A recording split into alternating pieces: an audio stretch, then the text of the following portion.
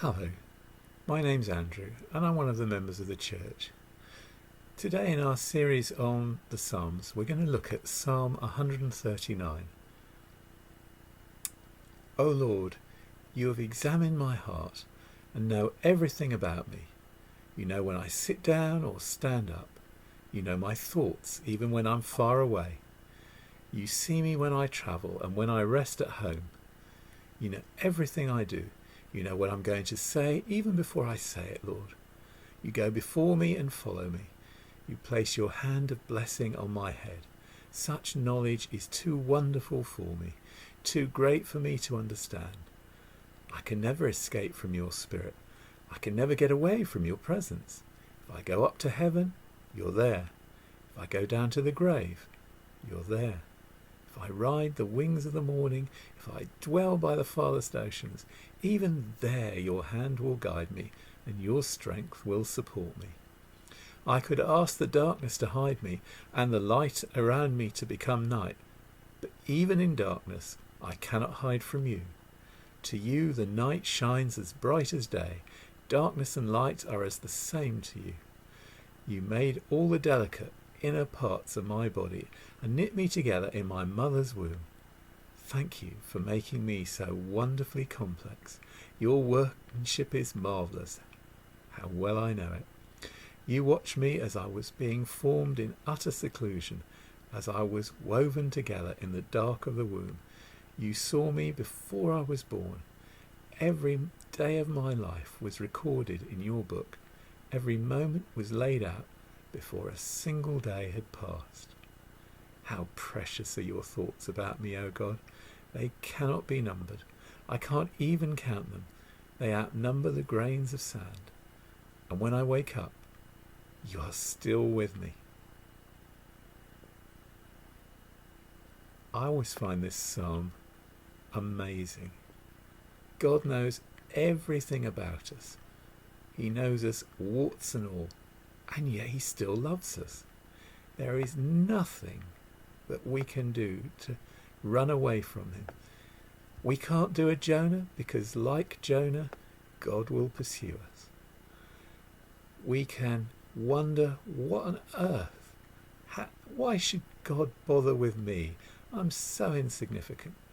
And yet he is the one who tells us that even before we were born, he knew us. He would know every single day of our lives before we had lived just one day.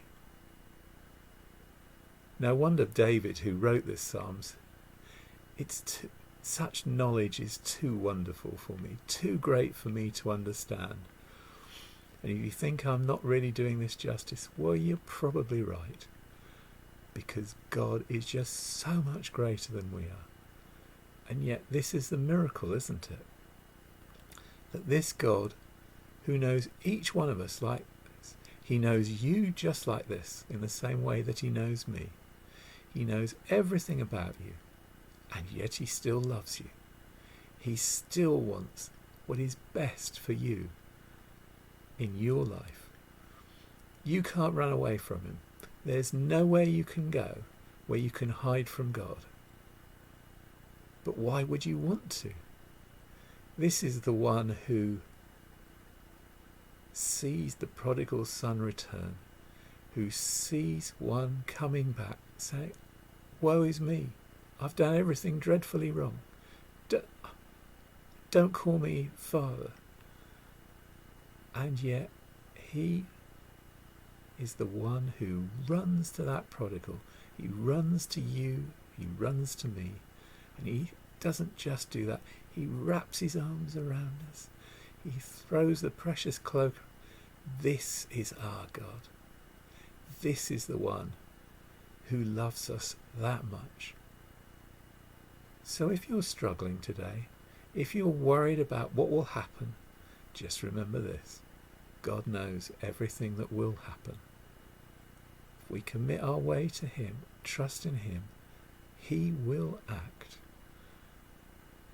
This is the great truth that we have, that God cares for every single one of us. None of us is so insignificant. None of us can say, oh, I'm not a leader of men. I'm not a Prime Minister. Why would you worry about that? But God cares for you just as he cares for me. So as you go into your day, here are some thoughts about who you might pray for today.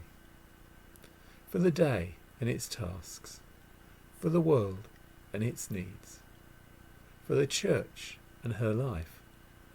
And today in particular, we're encouraged to pray for our national and local governments. May you journey this day in prayer and in the grace and love of God. Amen.